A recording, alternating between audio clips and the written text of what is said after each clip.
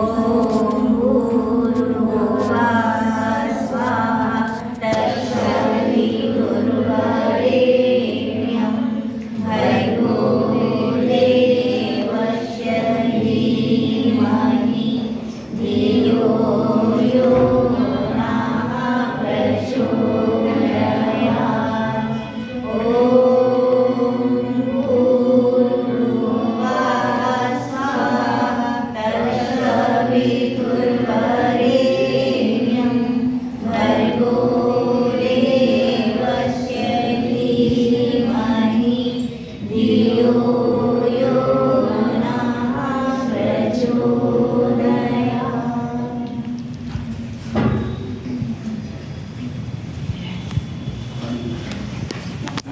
फिर से संस्कार परिपाटी घर घर जाए मनाई।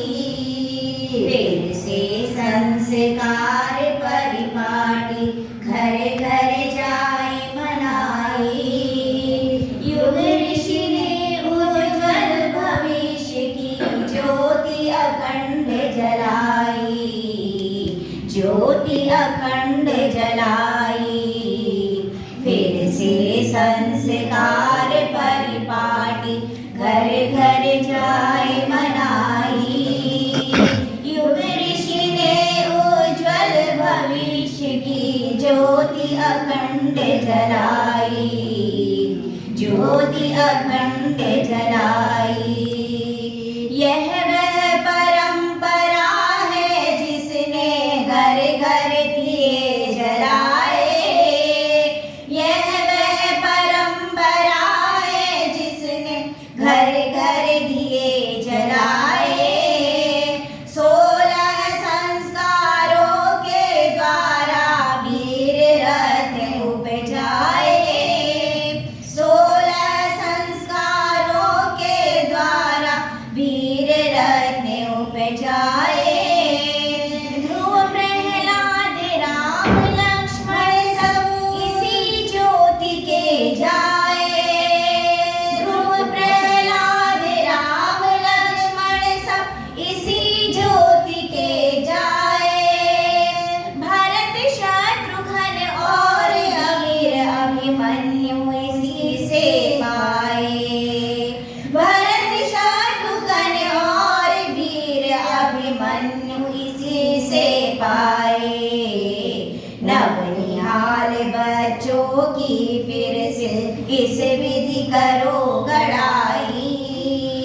नवनिहाल बच्चों की फिर से इस विधि करो गढ़ाई। युग ऋषि ने उज्ज्वल भविष्य की ज्योति अखंड जलाई। ज्योति अखंड जलाई। संस्कार परिपाटी घर घर जाए मनाई। युग ऋषि ने उज्ज्वल भविष्य की ज्योति अखंड जलाई। ज्योति अखंड जलाई। पूजन के कैसे दुनिया में रहमत तन पाया।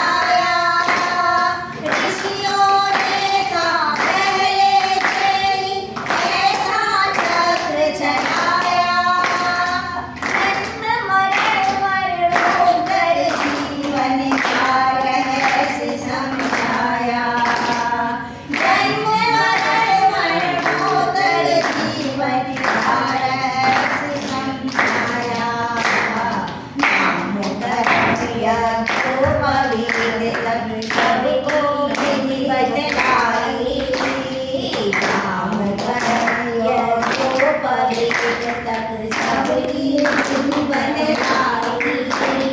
मूल ऋषि ने उज्ज्वल भविष्य की ज्योति अखंड जलाई। ज्योति अखंड जलाई। संस्कार परिपाटी घर घर जाए मनाई। शुद्ध ऋषि ने उज्ज्वल भविष्य की ज्योति अखंड जलाई। ज्योति अखंड जलाई। मुंडन में दानव अन्नप्राशन जो मैं करवा दे। मुंडन में दानव अन्नप्राशन जो मैं करवा दे। उनके बालक महानता के पथ पर बढ़ते जाते। उनके बालक महानता के पथ पर बढ़ते जाते। क्यों विवाह में आखिर जुड़ते इतने रिश्ते नाते।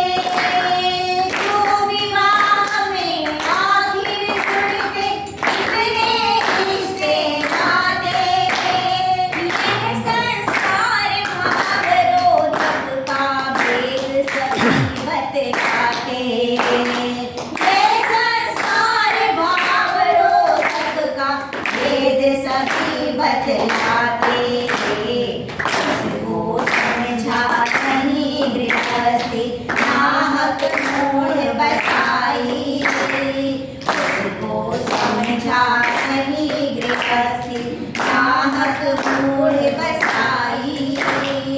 युग ऋषि ने उज्ज्वल भविष्य की ज्योति अखंड जलाई। ज्योति अखंड जलाई। यह मनुष्य तन है अमूल्य मत समझो इसको माटी।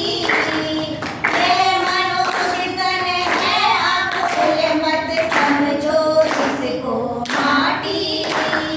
जिसने समझा नहीं उसे तो निकट मौत की घाटी। जिसने समझा नहीं उसे तो निकट मौत की घाटी। जानी सोच समझ कर काटे मूर्ख दोरो काटी।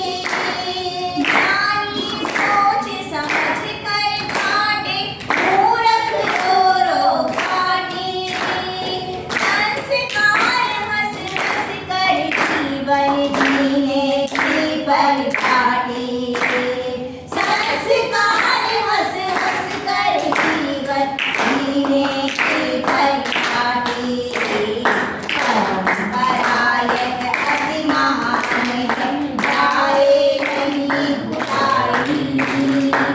परंपरा यह अति महान है जाए नहीं भुलाई। युग ऋषि ने उज्ज्वल भविष्य की ज्योति अखंड जलाई। युग ऋषि ने उज्ज्वल भविष्य की ज्योति अखंड जलाई। ज्योति अखंड जलाई। ज्योति अखंड जलाई।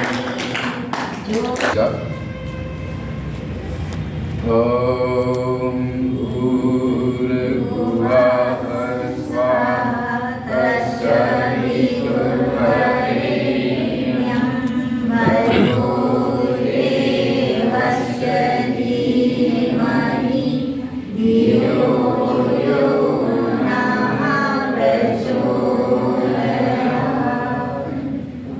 ओम नमस्तु गुरुवे तस्मै गायत्री रूपिणे सदा यस्य वागमृतं हन्ति विषं संसारसंयुगम्। असम्भवं सम्भव कर्तुम् उद्यतं प्रचण्डझञ्झावृष्टिरोधसक्षमं। युगस्य निर्माणे कृते समुद्यतं परं महाकालं नमामि। परं महाकालं नमामि।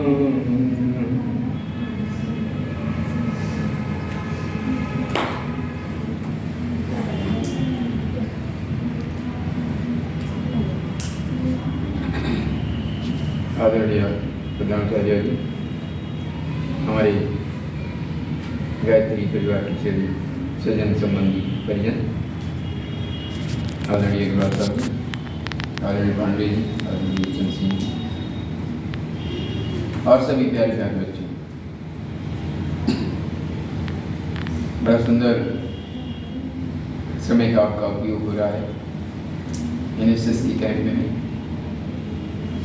और अभी हमारी एक बच्ची ने बताई थी, जब उद्देश्य कुछ बता रहा था तो उसने कहा था कि हम अनुशासन सीखने के लिए आए हैं। जीवन की शुरुआत, हमारे कार्य का शुभारंभ,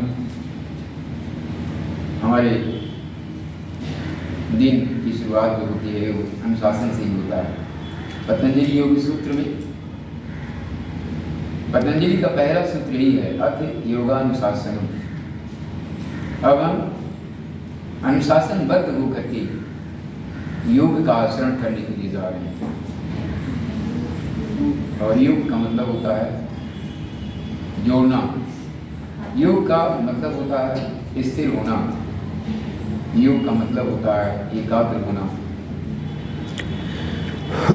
जब तक एकाग्र नहीं होंगे, स्थिर नहीं होंगे, शांत नहीं होंगे, अनुशासित नहीं होंगे, जीवन के लक्ष्य को, जीवन के उद्देश्य को प्राप्त नहीं कर सकते। और एक बच्ची ने और बहुत सुंदर बात बताई कि मैं की जगह पर आप, बड़ा सुंदर एक श्लोक है हमारे ऋषियों ने दिया है कि अयम निजा परो वैति गणना लघु चेत शाम उदार चेता नाम, जीवन की तरफ हमको लेकर के जाने वाला है।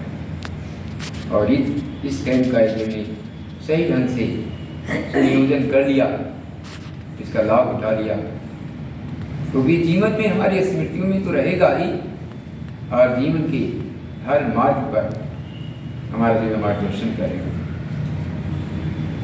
बच्चों, अभी आपने गीत सुना, फिर से संस्कार परिपाटी घर घर जाए मनाई। ये संस्कार क्या है? पहले तो इस संस्कार को हम समझ लें कि संस्कार है क्या, और संस्कार की हमको आवश्यकता क्या है। संस्कार के हमारे जीवन में क्या महत्व है? क्या संस्कार के बिना भी हमारा जीवन संभव है? और संस्कार यदि हमारे जीवन में है तो हमारा जीवन कितना उच्चतम हो सकता है, कितना महान हो सकता है, कितना विकसित हो सकता है, कितना परिष्कृत हो सकता है। संस्कार ही हमें बनाते हैं, संस्कारों के द्वारा ही हम निर्मित होते हैं। संस्कार ही हमारे मानवीयता की कसौटी है, परीक्षा है। यदि हम संस्कृत हैं, कल्चर्ड हैं, तो फिर हम मनुष्यता के उच्च सोपान पर पहुंच सकते हैं। गुरुदेव ने वांग में 63 लिखा हुआ है, हमारी भावी पीढ़ी और उसका निर्माण। उसकी शुरुआत के ही पन्नों पर गुरुदेव ने बहुत सुंदर उदाहरण दिया है। जब राम का वनवास हो चुका था, उनके साथ माता सीता और अनुज लक्ष्मण थे, तो एक प्रकार से कह लीजिए कि लक्ष्मण के चरित्र की, उनके धैर्य की, उनके बुद्धि की परीक्षा लेने के लिए भगवान राम ने उनसे एक प्रश्न किया। पुष्पम दृष्ट्वा फलम दृष्ट्वा दृष्ट्वा योनम दृढ़ रत्नानि दृष्ट्वा कस्य न चलते मना। बच्चे समझ में आ रही है आपकी हमारी बात? इस बात की आवाज आ रही है? किस क्लास के बच्चे हैं? First year grade. लक्ष्मण से कहा कि ये लक्ष्मण, खिले हुए पुष्प को देख कर और पका हुआ रसीला फल देख करके और किसी सुंदर स्त्री को देख करके कौन ऐसा युवक है जो आकर्षित नहीं होता, मोहित नहीं होता? प्रश्न तो बहुत सरल भी हो सकता है, सीधा भी हो सकता है, लेकिन जो इसका उत्तर दिया लक्ष्मण ने, वो हम सबके लिए बहुत ही आवश्यक है। तो हम सबके लिए समझने की उन्होंने कहा कि यस्य पिता शुचिव्रता माता यस्य पतिव्रता तयो उत्पन्नो सूर्यो तस्य न चलते न। उन्हें जिसका पिता विद्यमान होगा, जिसका पिता ईमानदार होगा, जिसका पिता श्रमशील होगा, जिसका पिता उच्च आदर्श वाला होगा और जिसकी माता पतिव्रता होगी, अच्छी गृहस्वामिनी होगी, अच्छी गृहिणी होगी, सुयोग्य नारी होगी, उन दोनों से भी उत्पन्न जो संतान होगा उसका मन किसी आकर्षण में लिप्त नहीं हो सकता, वो विचलित नहीं हो सकता है, वो कुमार्ग पर नहीं जा सकता है, बुरी रास्ते पर नहीं जा सकता है। और जब ये उत्तर सुना राम जी ने तो उठ करके अपने भाई को गले लगा दिया कि मैं यही आशा थी तुमसे, मैं तुम्हारे चरित्र की इस महानता का दर्शन करना चाहता था और आपने मुझे वो दर्शन करा करके मुझे धन्य कर दिया। ये क्या था बच्चों? ये संस्कार था। और ये संस्कार केवल बच्चों का नहीं होता है, संस्कार उनके माता पिता का होता है।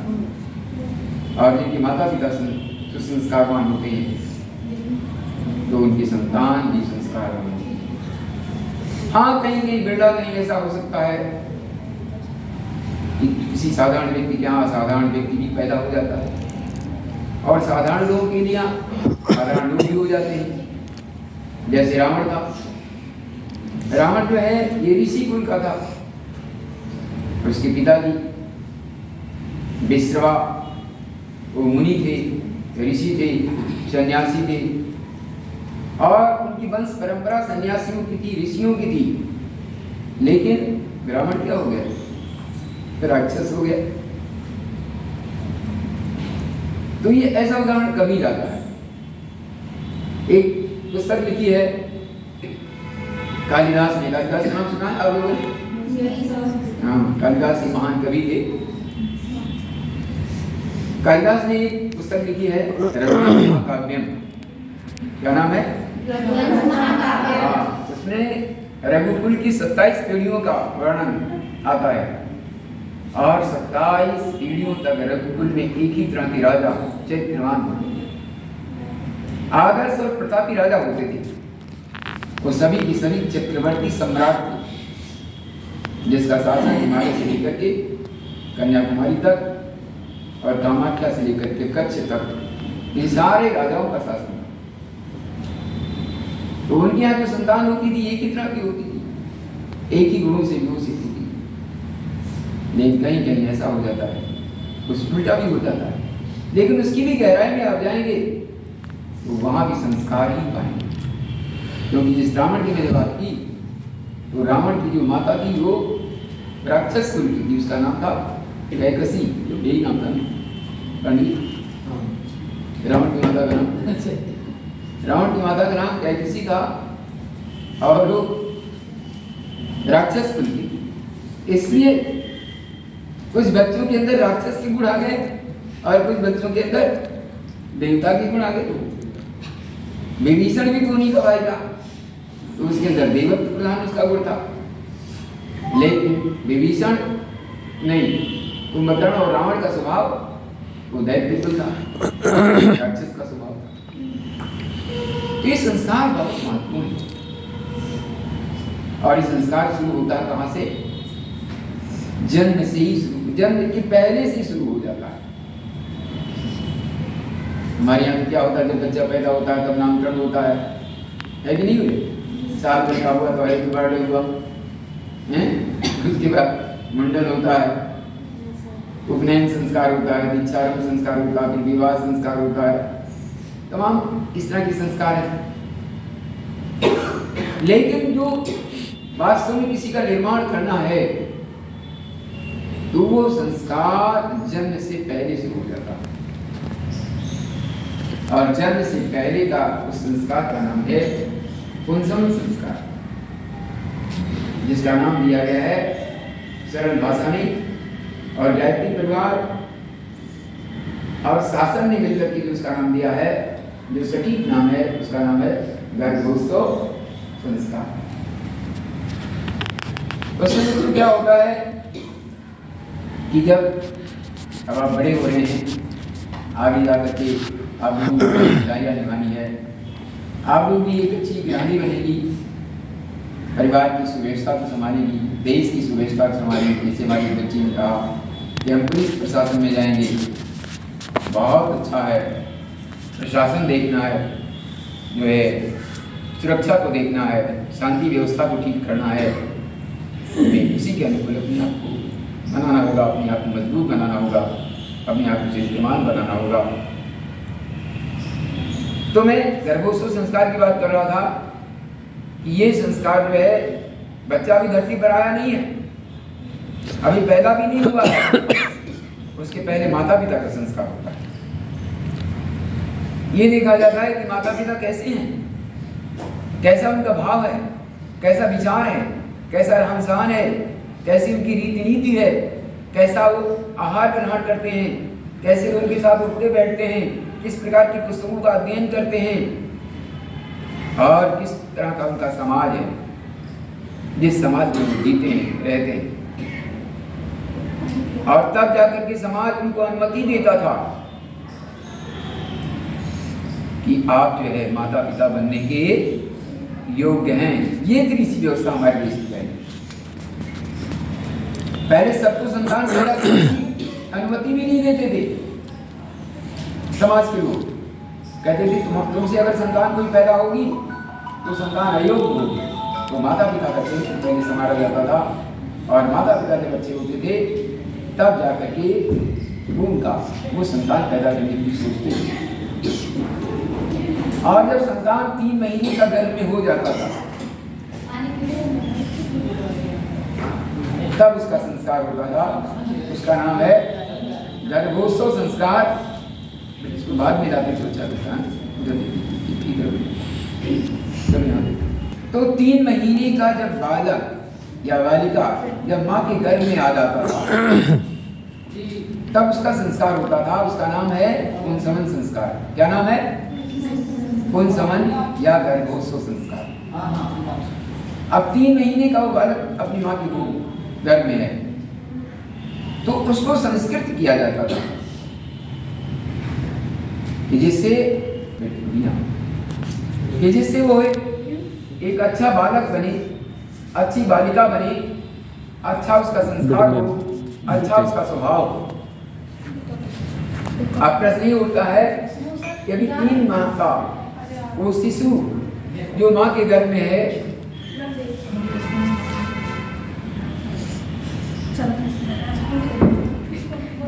उसको संस्कार की क्या आवश्यकता है?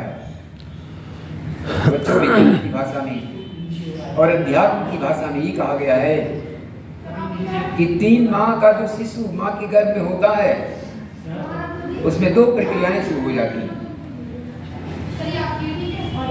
पहले वो भ्रूण अवस्था में होता है, 1 मास का लोथड़ा होता है, 1 मास का पिंड होता है 3 महीने तक।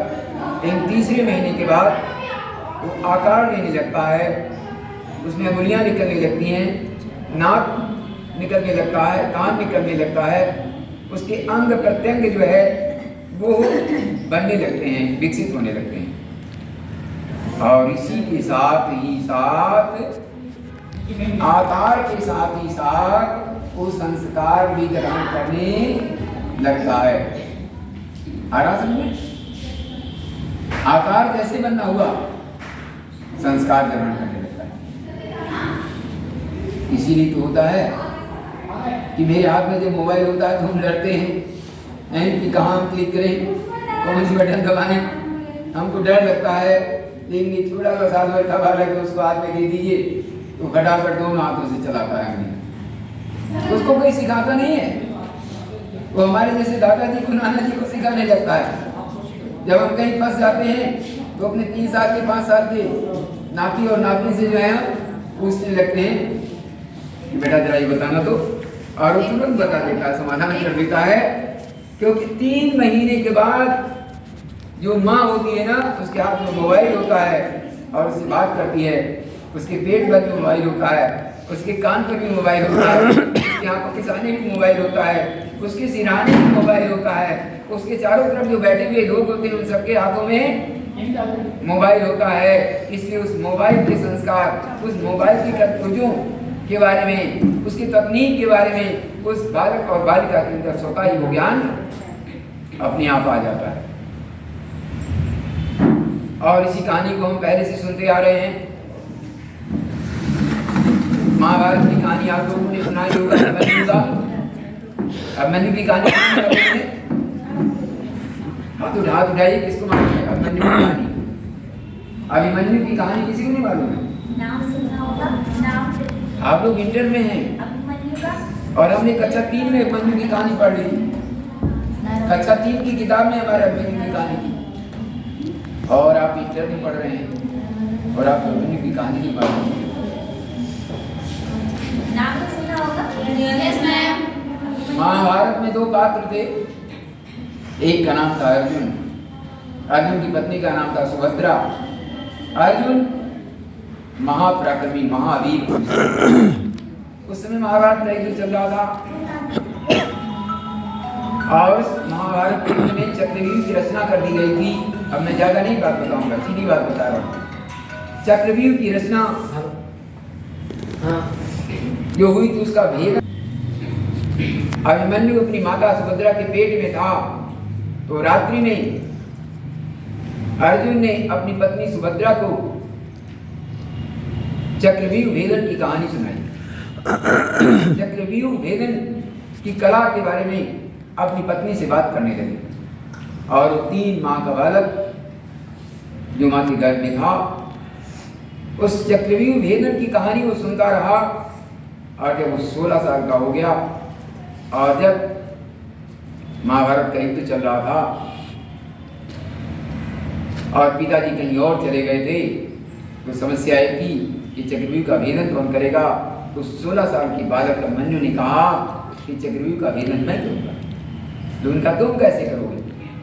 तो उस बालक ने स्वयं बताया कि जब मैं माँ के गर्भ में था तब मेरे पिताजी ने मेरी माता को चक्रव्यूह भेदन की कहानी सुनाई थी और उस कहानी को मैं सुनता रहा और वो कहानी आज भी यथा की कथा मुझे याद है, 16 साल पहले की कहानी। और उस कहानी को मैं चाहता हूँ इस रणभूमि में मैं जा करके उसका प्रयोग करूँ। जो कहानी अभी सिद्धांत के रूप में मेरे मन में स्थित है उस सिद्धांत को मैं प्रयोग के रूप में रणभूमि की प्रयोगशाला में जाकर के मैं उसको सबको दिखाना चाहूँ। और आप सबको मालूम होगा, आगे की कहानी तो आपको मालूम होनी चाहिए कि चक्रव्यूह में 7 द्वार होते हैं, इसमें 6 द्वार से टूट गया और 7वें द्वार पर जाकर के वो फंस गया था। और फंसा क्यों बच्चों?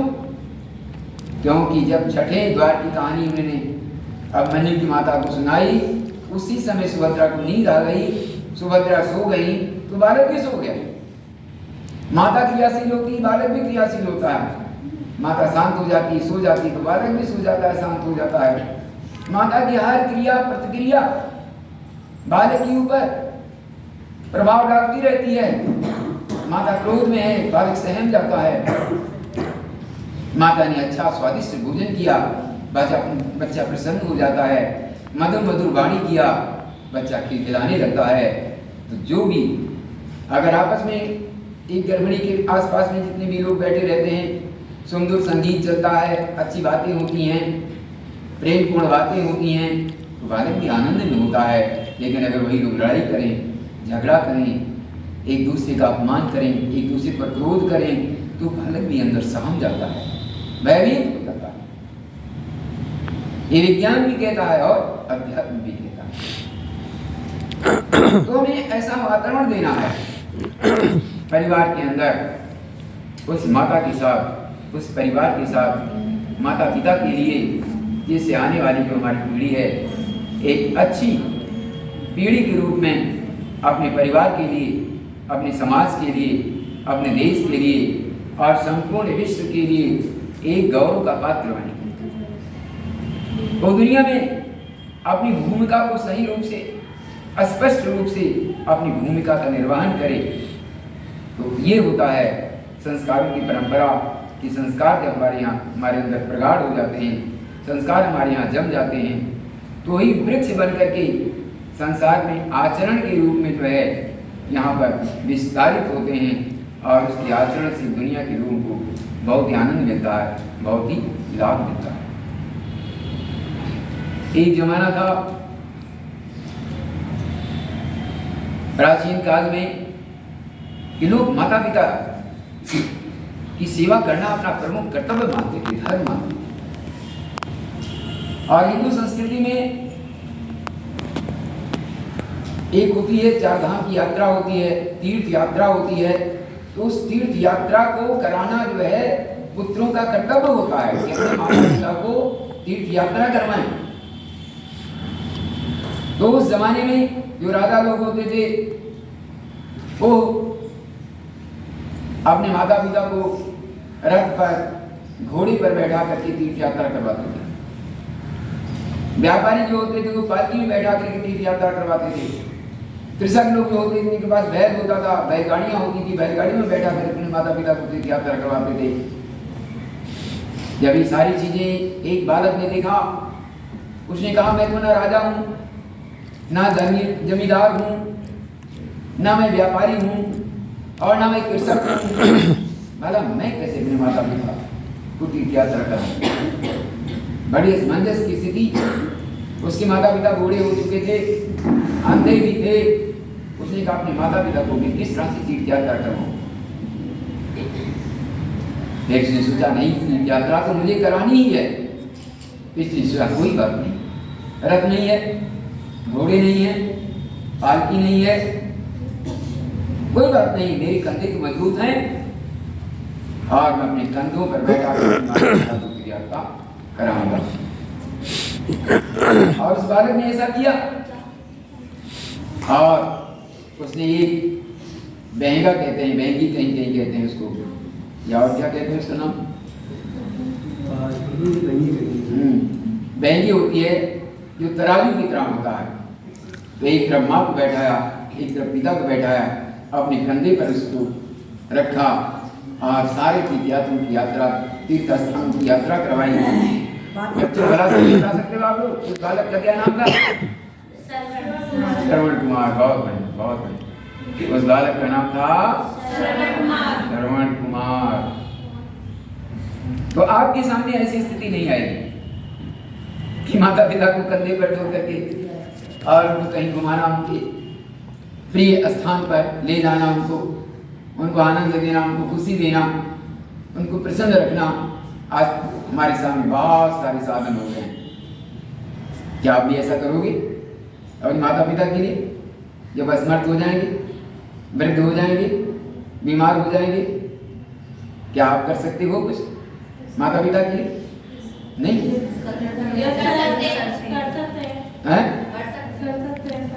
हाँ, करना चाहिए और करने का संकल्प लेना चाहिए कि हम, क्योंकि इस जमाने में करना तो बहुत ही आसान है।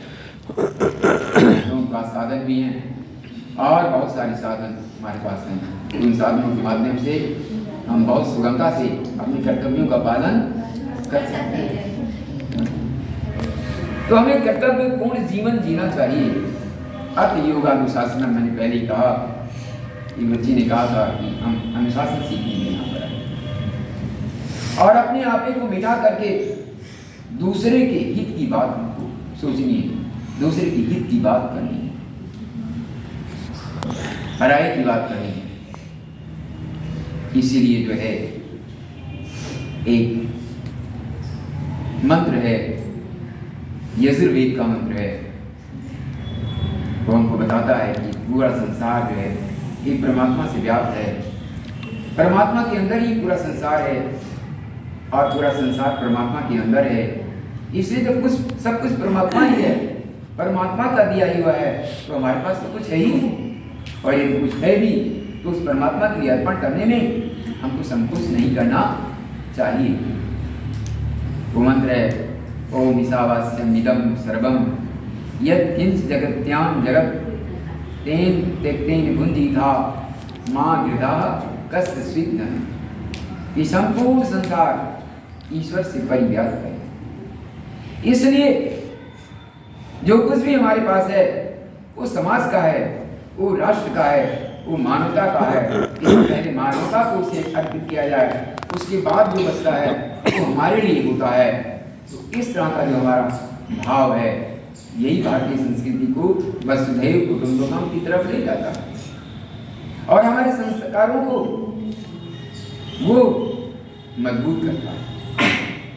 और इसी के आगे एक श्लोक और है उसी अध्याय का कि इसके अलावा आपके पास कोई चारा नहीं है मनुष्य होने के नाते कि हमको ऐसा ही सोचना चाहिए और ऐसा ही हमको करना चाहिए। कुर्वन्नेव कर्माणि जिजी विशेष सकम क्षमा। बहुत सुंदर बात कही है कि इस प्रकार से शुभ कर्म करते हुए, मानवता की भलाई करते हुए, सबके हित की बात को सोचते हुए हमें 100 वर्षों तक जीने की कामना करनी चाहिए। 100 वर्ष, एक दिन नहीं, 2 दिन नहीं। और किस प्रकार का 100 वर्ष का जीवन कि 100 वर्ष तक हमारी वाणी बोलती रहे, 100 वर्ष तक हमारी आंखें देखती रहे, 100 वर्ष तक हमारे कान सुनते रहे, 100 वर्ष तक हमारे हाथ चलते रहे और पैर चलते रहे। ये नहीं चारपाई पर पड़े, चारपाई पर पड़े नहीं है। 100 वर्ष तक हमको सक्रिय, समझिए, अनुशासित, व्यवस्थित जीवन जीना है। ये कौन कहता है? ये हमारा यजुर्वेद कहता है। इसी का नाम ईशोपनिषद भी है। कुर्वन्नेव कर्माणि जिजी विशेष सकम क्षमा। इस तरह से कर्म करते हुए, शुभ आचरण करते हुए, व्यवस्थित जीवन जीते हुए हमें 100 वर्षों तक जीने की कामना करनी चाहिए। और कहना इस प्रकार का जीवन जीते हुए, शुभ कर्म करते हुए, लोगों की भलाई करते हुए, उस मार्ग में कहीं कुछ हो भी जाता है उल्टा सीधा, तो फिर उस कर्म का लेप आपके ऊपर नहीं होता है। जैसे उदाहरण के लिए, आप घर में आपकी क्यारी है, मान लीजिए फूल पौधे आपने लगाया है, सब्जी के पौधे लगाए हैं, आप निराई करते हैं, गुड़ाई करते हैं, तो निराई गुड़ाई करते समय बहुत सी चींटियां, बहुत से कीड़े मकोड़े क्या होते हैं? मर जाते हैं।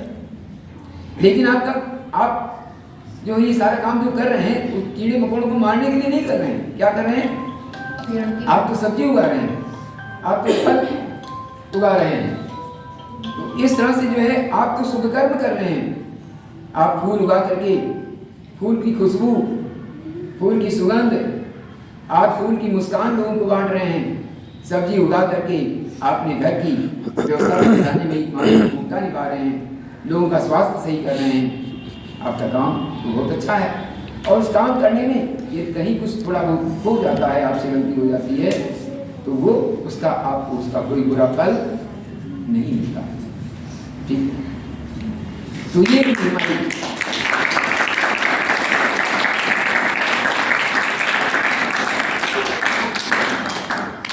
तो ये वेद जो है, यजुर्वेद जो है, जिसे ईशोपनिषद कहा गया है, वो हमें इस प्रकार की आचरण की, इस प्रकार के व्यवहार की, इस तरह से मानवीय कर्म की हमको शिक्षा देता है, हमको दीक्षा देता है। और ये अपने जीवन को हम उच्च सोपान पर ले जाकर के स्थापित कर देते हैं और मानवता के लिए कुछ कर जाते हैं, तो इस संसार में बहुत कुछ कर सकते हैं।